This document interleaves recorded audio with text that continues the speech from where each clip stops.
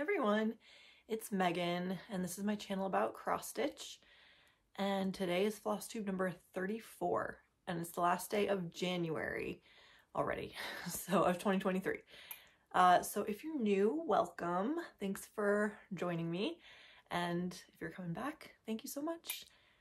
So today I have some whips, what I've been working on since you last saw me, a little bit of haul. I have some life updates at the end, and also since so many of you enjoyed the last video at the end, I had a tour of Bergen, and one of my viewers mentioned why not show where I took the picture for one of my cross stitch patterns, one of my own designs, Villa Lorna, that I've been working on. I'm like, oh, of course, of course I need to do that. So I went ahead and filmed the actual house, so you can see that, and a little walk along the way to get there. So you can stay tuned for that at the very end. Yeah, so we can get into it. Sorry, coffee. I want to hold it because I'm right in front of a window and I'd have to put it on the windowsill, and it's really cold and it'll get cold, but by now I'm used to cold coffee with a toddler. Okay, so I'm doing really well sticking to my rotation that I set up for myself at the beginning of the year, and that was to focus more on certain things, and I chose one of my oldest whip as one focus. I always have like a full coverage as a focus as well until I finish like one Q-snap square, and then also the Advent animals, trying to finish one of those like kind of at the end of my rotation, and then I also have a random project of all of my other whips that I throw in there so that I'm not like neglecting other ones. So let's see, my first one is that focus that was my oldest whip, Queen of Silk, a kit from Thesewingshop.ca. Sorry for the window glare there. So I'm in the middle, or I started, since you last saw, I've done one rotation plus I started 2 days of the next rotation. So in total, I'll show you this, I've actually worked on it 5 days since you last saw it. She's so big. I'm realizing how many more stitches I have to do. It's insane. But here she is. Oh, I'm working on her dress. It's so pretty. Or I guess it's a kimono, not a dress. And you can see her tattoo. She has a dragon tattoo on her back. She's the girl with the dragon tattoo, and it's awesome.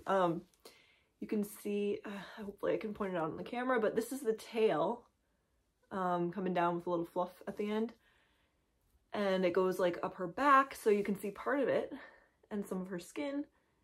And then I'm getting into some flowers, and even down here, I hope you can see it okay, the blue, the light blue, we're getting into like a bird's wings, so it's really cool. And there's going to be a lot of back stitching, like a lot of the flowers are fully back stitched, and then of course the outline and some other things, the birds, all the details, so there's going to be a lot of back stitch here. I did actually do some back stitch, there's a tiny bit of back stitch in her hair.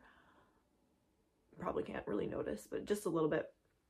And so I think I showed it the last time I got to her crown. It's like a gold filament, and it's very much more sparkly in real life.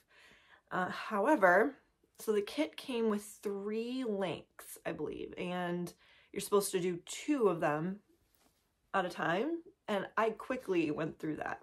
And it's not like I used it, like I was conservative using it, but it's gone. And I still have to do a bunch, like even more than half of what I've done, like double of what I've done, more than that, on the crown. And then there's also some like little dangly things here. And then down here, in her kimono, in the flowers, the middle of a lot of the flowers is that same gold filament. So right now they're just blank. So I contacted Thesewingshop.ca, the company. They have like a form you can fill out online, and just told them, you know, that I was running out. And they replied a few days later and said that they would be sending it within 2 weeks, I think they send it. So, and they're shipping it to me here in Norway. So that was nice. I don't know how many they're gonna send because they only put 3 in, and it says in the kit, like, it's supposed to be 3 in there, but I have no idea why, because you need a lot more than that. So I'm hoping when they send this shipment, it'll be enough to cover the whole design, but we will see. But it was nice of them to actually like send it and be responsive. So hopefully, now I don't know, I'm kind of worried about the rest of the thread, like if there's enough or not, but I guess we'll find out, and I can always reach out again if I need to. So that was Pina Silk. I'll work on her one more day today and then switch on to my full coverage, which is my next one I'm going to show you. And it is Fran. Charted by Artecy and artwork by David Maclean. A picture of the painted ladies in San Francisco. And so I worked on this, I believe, 3 days since I last showed it, I think. But yeah, the buildings, the detail is coming out so great. I'm doing this on 25 count 2/110 stitch. And those buildings have a lot of confetti. a lot of colors in there. But I know it, I kind of was expecting that just because all of the detail. And okay, numbers, where am I? So I have 9,389 total stitches, and it's at 4.34%. So it's actually, I think I got a little bit over 1% since I last showed it. So just in 3 days, a little over 1%. That's not bad on something so big. So I'm thinking this will work out pretty nice. I don't know how close usually to go with these. Like sometimes I look back at my videos, I'm like, oh, I should have gone closer, but I don't know. Okay. Next. Okay, so the next one was my random pick of my other whips. But what I also did was I added a category for a new start, because I have a few new starts that I want to do this year, but I wasn't sure when for most of them. So I'm like, well, I'll just add it to my random list, and if it comes across that, then I'll start something. And it did. It already came across a new start. So the one that I had all ready to go and kitted up, I've shown this, I think, the last two, like the pattern and the fabric, the last 2 Flosstubes, I think. But this is Moonlight Sampler by the Blue Flower. And the quote says, "Though my soul may set in darkness, it will rise in perfect light. I have loved the stars too fondly to be fearful of the night." And this has both DMC and some classic colorworks, and I think some Weeks dye works. So I'm doing it in all of those. And the fabric by Kaylee 10 Stitch, special for this project. And here we are. Let me see, is there, oh, sorry, there's a needle and thread hanging. So, okay, yeah, apparently I just stopped in the middle of a thread. So try to ignore this, I'm sorry. But not bad for 3 days. Most of this is DMC, but there is an owl variegated. You can see it's one of the specialty flosses. And there's still some I have to fill in the wing. But it's looking great. I love how it's actually showing up really, really well on camera. And in person, like, I was like, it's like the moonlight. It looks like, with the color of the fabric, it really looks like they're sitting in moonlight, which is awesome. And this is a 32 count linen. So, yeah. I have so many projects where I have like half of an owl or part of an owl done, so it's kind of funny. But I love how it's popping on this fabric. It looks awesome. Oh, and I ran out, or I didn't have it fully kitted. I realized when I started it, because when I ordered all the specialty flosses, there was 2 that were sold out when I bought them. So I kind of forgot about that, and I started, and turns out the first color you're supposed to use, like if I started in this corner, is the one I'm out of. So that's on its way. But it was basically the border and then the stems for the flowers. So those I just have to wait for my floss to come in, but the odds of it coming up before that comes in are very slim, so next time I can do that. So, but it was kind of nice though, like starting on a part of the design instead of the border, which I probably would have started on the border if I'd had that, but it's nice to see some actual things.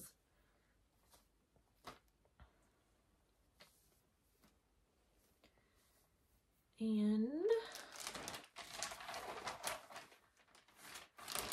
the last part of my rotation is the Advent Animals, and these are by Brooke's Books, that you can download all of the 25 Advent Animals for free.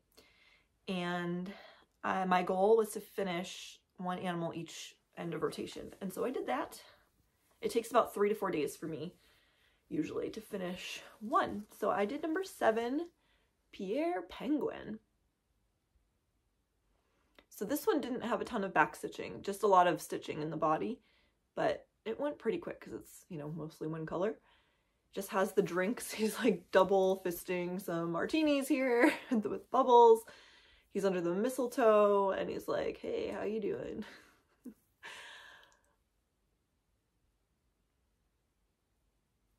So that is my Pierre Penguin. So now a lot of you have commented that you're working on these as well.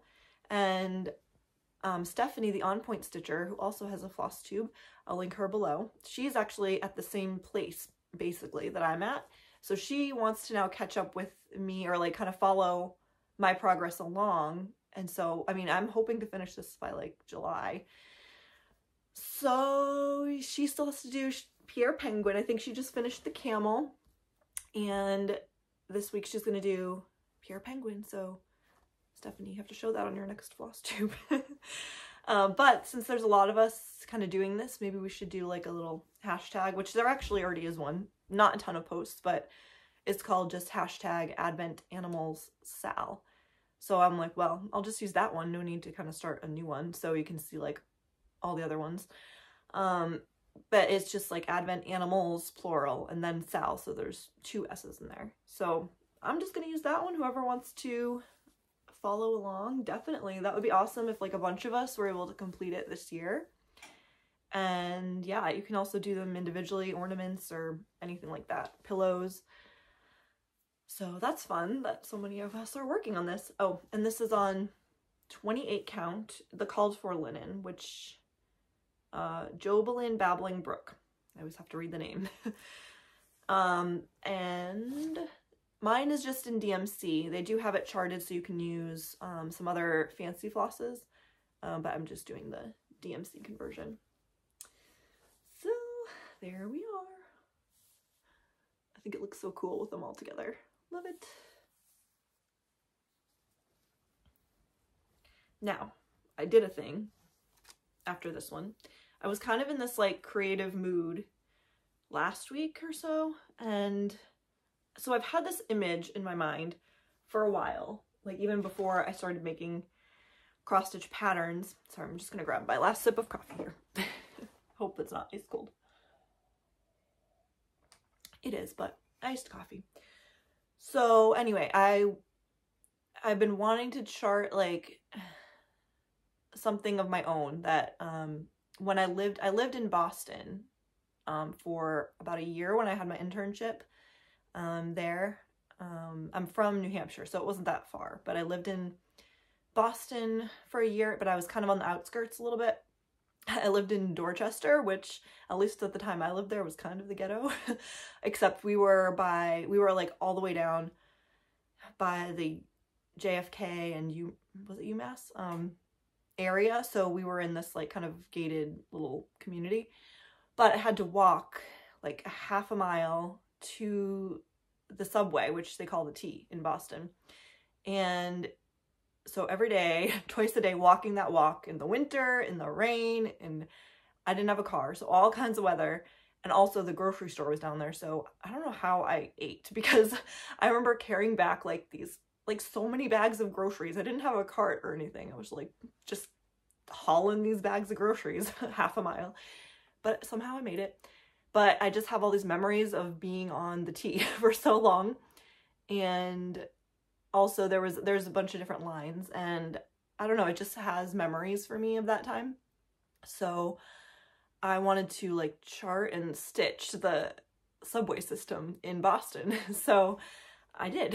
In the last, like, I think it was like, well, in the last 2 weeks or so that I filmed this, I charted it and I started it.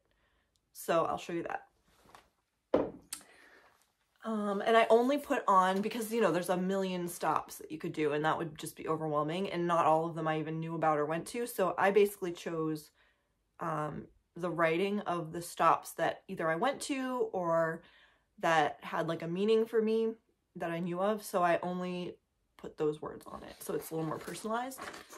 So here is the Boston tee. It has, it's so simple. They have the red line, the orange line, the blue line, the green line. And then, like, when you, I know it's tiny and you can't really read it, but when you actually stitch it, you'll be able to read all of those. And I'm super excited about it. It's only got like 6 colors, the 4 main ones, and then white for the stops and black for the words. So that'll be a lot of backstitching, but I really don't mind backstitching, especially when it's words, because it just goes quickly and you can really see your progress. So that's not bad. So I'm doing it on a 22 count fabric that I had left over from another project I didn't like that fabric for. And sorry, I didn't have a bag for it. I didn't really feel like getting one at night when I finished. So I basically just put on the colors hanging on the project.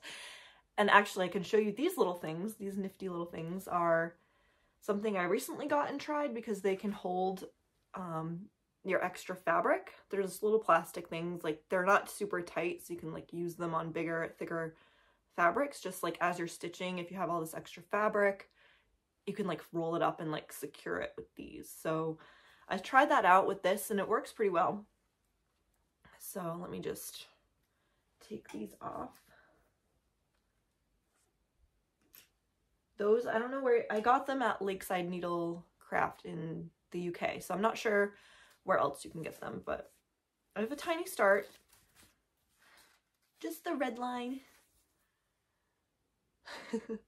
with some of the stops in there.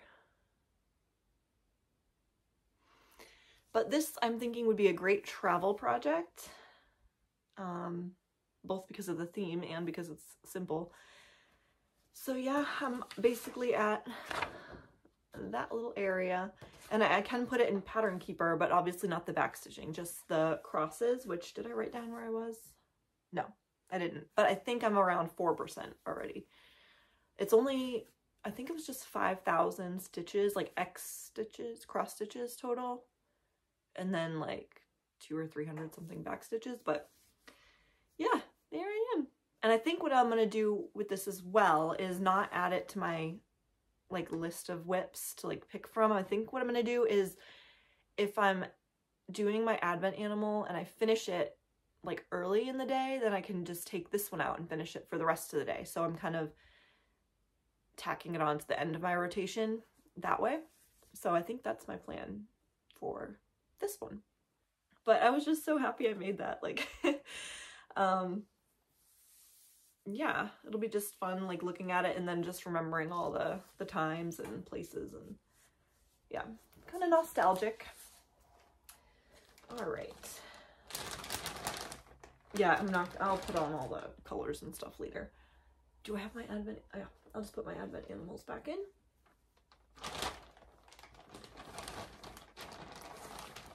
All right. I think, okay, so that was like all I worked on since last time. Now that I'm like focusing more, I'm gonna have fewer whips each time to show you, but hopefully more progress. So now we'll get into some haul, and this one I got a long time ago and I just forgot to show you all. It was actually, I think, was it the November sale, like the Black Friday sale maybe, or Christmas, one of those. But I got another full coverage pattern from Artecy, and it's called Winter Wonderland by Mark, I can't read it backwards, Mark Keithley. And I love this scene. It's so peaceful, and I love the colors and snow. And they did have a larger size. This one is 298 by 222. They did have a larger one that was a little clearer, but this one works fine for me. I think I was getting overwhelmed with how many gigantic projects I had, so to realistically ever finish it, I just wanted to get this one, and I still think it will come out amazing.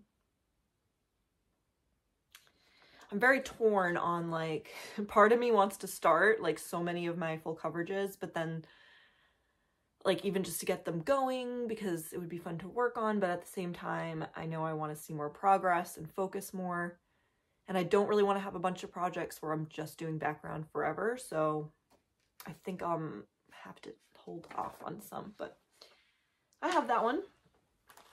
The other was I completed my set of the Year in the Woods collection by Cottage Garden Samplings. So now I have all of them. So this is 10, the brown bat, 11, the beaver, and 12, the reindeer. So super popular patterns that I'm sure you've seen. But now I have the collection. And finally, what came, well, this also came in a while ago and I just forgot to show it.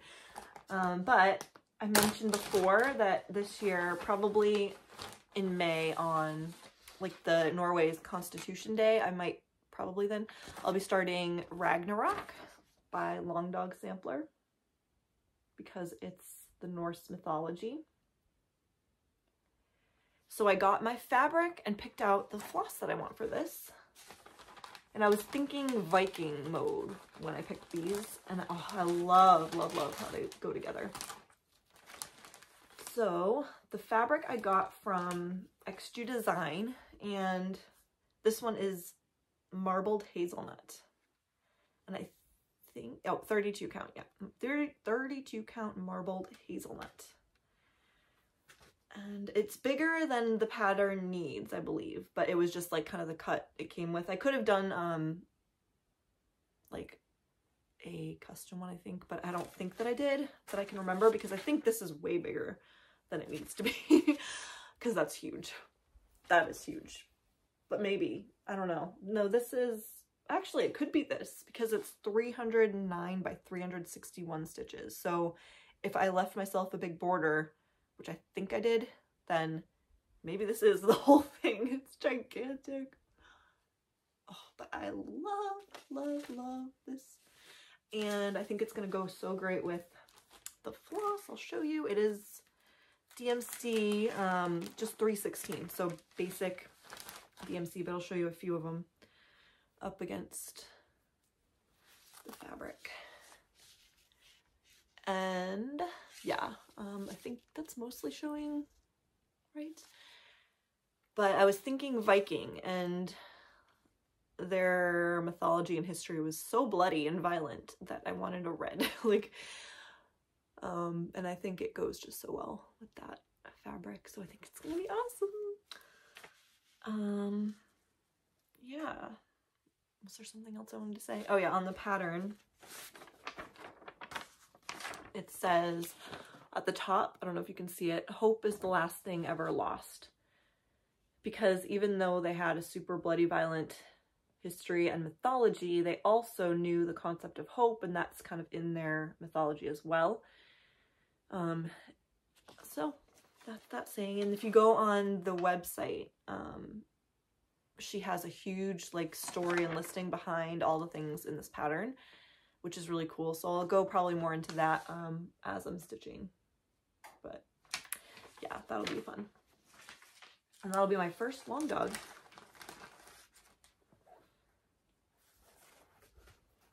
This is really gigantic. Oh my goodness. It's bigger than that full coverage chart I just showed you.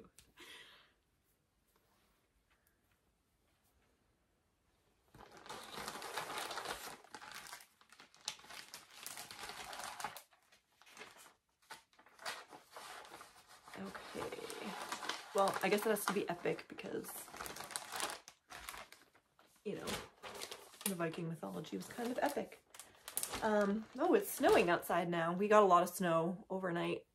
And I think we're supposed to get quite a bit today, which I like it. It's nice and cozy, but we have this like gigantic walkway, like super downhill, and it's a pain to shovel, and we don't have a garage, so our car's just parked up in the little thing up top, so we have to get that all clear because the snowplow can like block us in, and then it gets so icy. It's like treacherous going down our path to get to our house. So you have to wear spikes, you have to walk around, and it's kind of dangerous, but so far so good.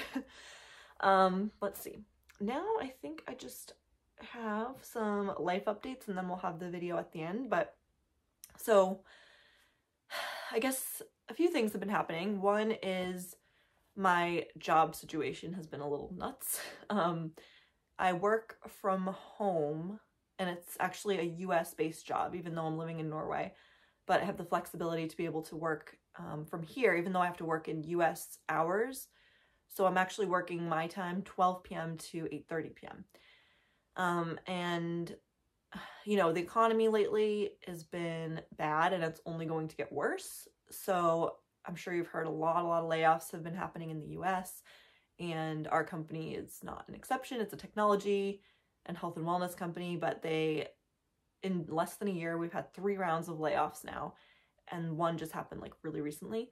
And so far I've been safe, but I'm like holding on by a thread. There's been hundreds of people laid off in my department, and now, so we started out like beginning of 2022 with almost 1,000 of us, maybe 900 something. We're down to 77 of us. So I've been shuffled around, and everything's been like up in the air and unknown for so long.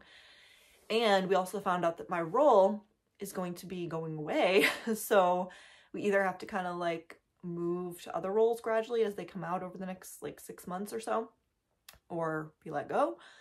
So there's that. You know, I have been looking for a Norwegian job for a while, which you might know if you've been following my channel for a while, but that's easier said than done, especially in a tiny, small town that we're in. There's not very many opportunities, and not within my skill set or my education. And it's been really frustrating because I have a lot of education. I have a bachelor's, internship, master's, and work experience, but they're hiring people with no education over me. And that's, you know, it could be because here in Norway, they have to like pay you a certain amount based on your education. So part of it might be that. And they don't really have like a specific place for me. I don't know. It's very frustrating because I'm like, well, maybe I should not put my education on my resume, which is crazy. So we're looking around in other towns as well as opportunities come up.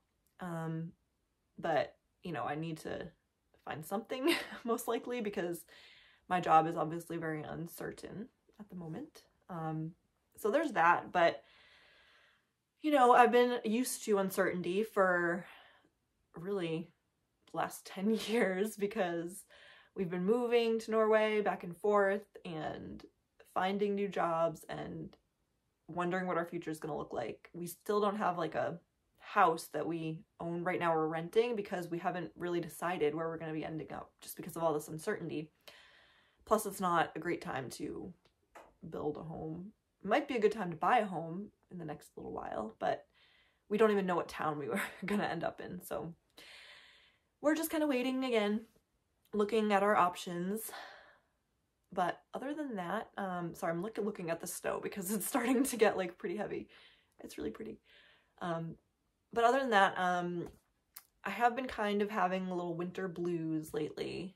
You know, it's the end of January and that tends to happen, just the weather being dark. But on top of that, here in a tiny, tiny town, like nothing is happening. We have, what's open is like grocery store closed on Sundays. The other tiny grocery store is like reducing its hours, and all of the restaurants and shops are closed down this time of year. Like all the little cafes, not that there's many of them, but they all shut down this time of year because they just can't sustain it with so few people. So, you know, it's just kind of isolating. I do have like a handful of friends here. We meet up for coffee now and then. We don't necessarily have a ton in common except that we're from other places and live here, but it's nice having them here. But it's also a reason I really, really, really appreciate the stitching community and you all, because, you know, it like sitting here, it feels like I'm talking to friends, even though it's not like live talk back and forth. I love your comments and people who reach out to me on Instagram and everything, or email, and it's, oh, I love it. It's so great because I honestly don't know if I would survive this long in this tiny town without this community.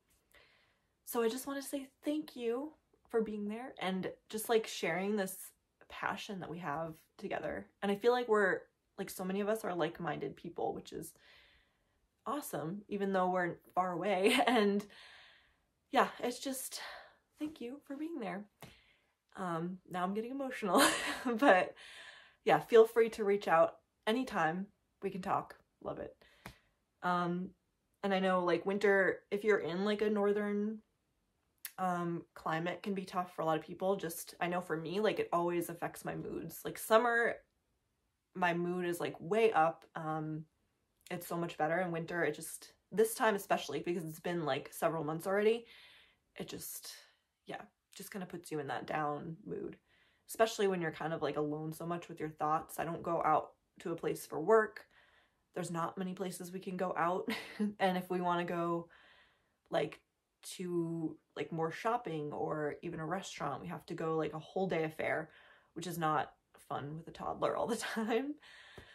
So yeah, keep on, like, I hope we can keep on connecting and chatting and all that fun stuff.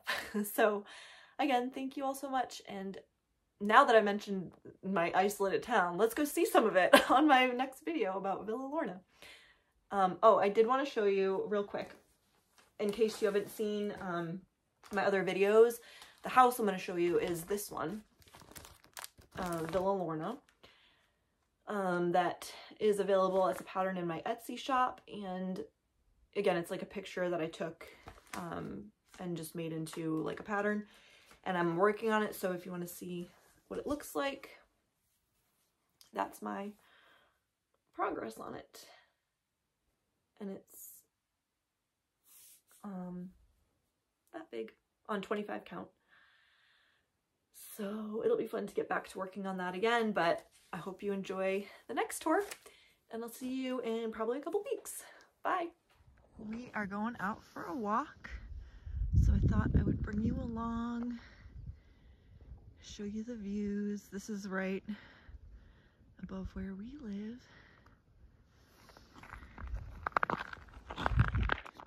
Now we're kind of walking down into town, and the road's a little slippery, so you might be able to hear crunchy like spikes.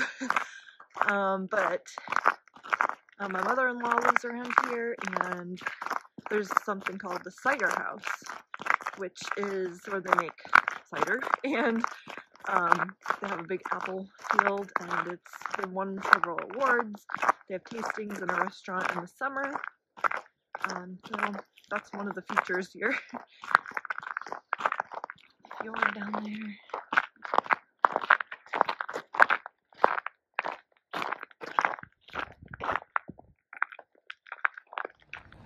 Okay, now we're down by the fjord, and we're on a road called Villavägen, which is basically the Villa Road. And there's all these old houses, beautiful. And they have, if you see on the top, the like things sticking out, those are actually carvings of dragons breathing fire, flame, and this used to be a big place for famous artists to come to back in the day, and a lot of them built these houses, the rich part of town, even though they weren't necessarily local. They would come in the summer. And I'm gonna take you down where Villa Lorna is, where I took the picture for my pattern. Okay, this is another of the villas. It's a little more close, so I just wanted to film this one too, so you can see more of the carvings. It's so fairy tale looking. In someone's house, so I probably shouldn't film too long.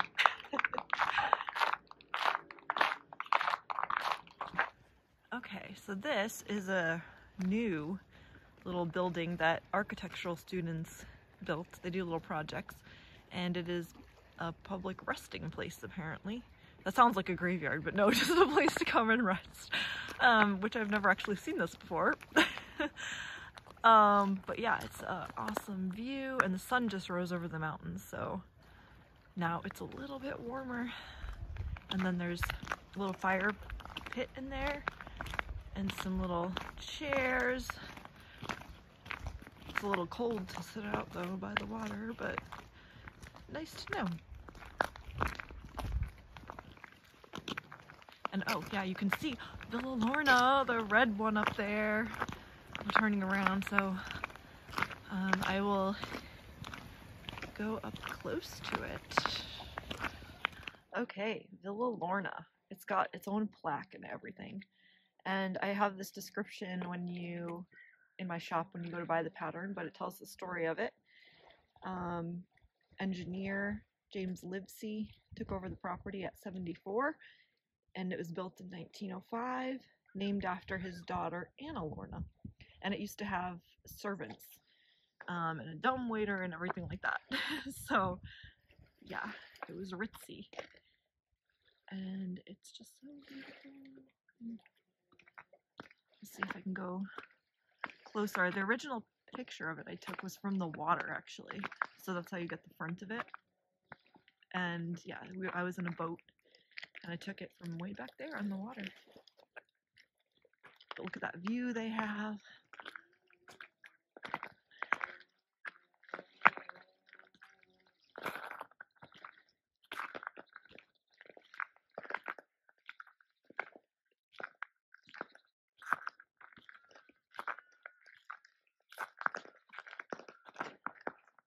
In the background, kind of dead trees right now, but yeah, gorgeous.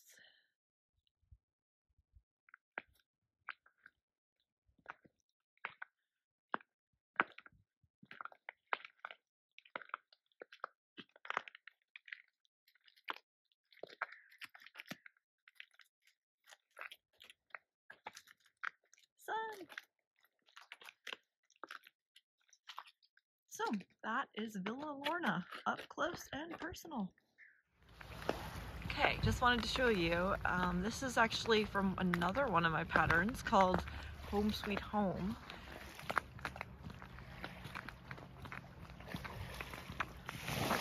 And it was summer when I took it, so it looks a little different, a lot more green. Kind of that tree is in the way, but... And this is actually the house I showed you up close before. And you can see the, well, sort of, a little bit of the main downtown, not really downtown, but back over there.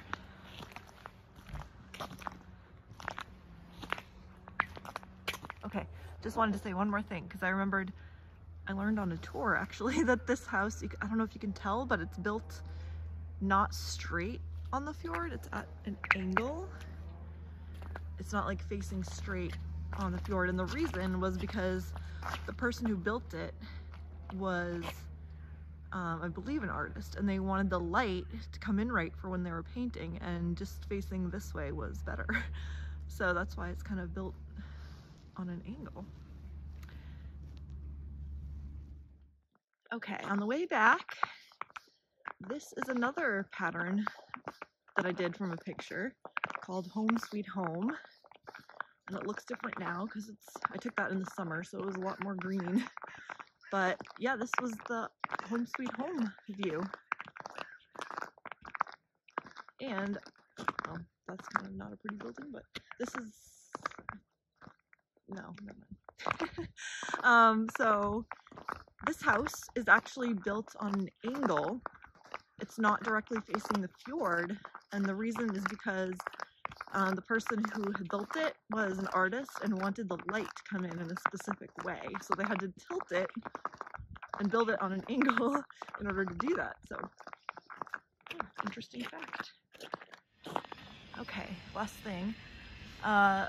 This is a little building called Sagna Produkt, and they have handicrafts, it says, and this is where I got a few of my cross-stitch patterns framed and finished, and they specialize in employing handicapped people.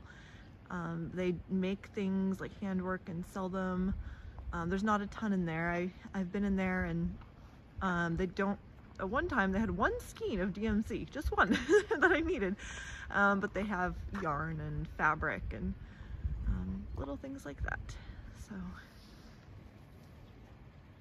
okay, I felt like I should end this somehow instead of an abrupt ending, so I just wanted to say thank you for coming on a walk with me and hope you enjoyed the tour. Bye.